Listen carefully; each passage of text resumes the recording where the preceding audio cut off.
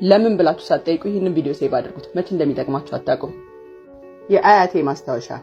ሰው ሆኖ የማይታመም የለም። እኔም በህይወት ባልኖር ልጆች ባመማቸው ሰዓት ይህንን ወረቀት ተመልከች። በቶንሲል ቢያዙ ቀበርቿ አኝከው ይጥፉ።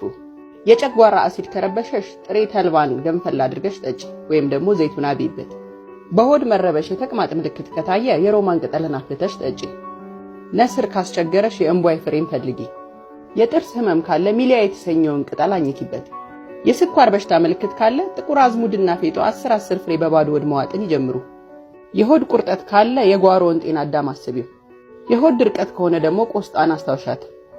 የራስ ምታት ካለሽ ጥቁር አዝሙድን በጨርቅ ቋጥረሽ አሽትችበት። የፓፓዬ ፍሬና የማንጎ ቅጠል ደርቆና ተፈጭቶ ሻይሽ ውስጥ አትጩ፣ ካንሰርን ይከላከላል። ሳል ካስቸገረሽ ኑግና ለውዝ አፍልተሽ ጠጪበት።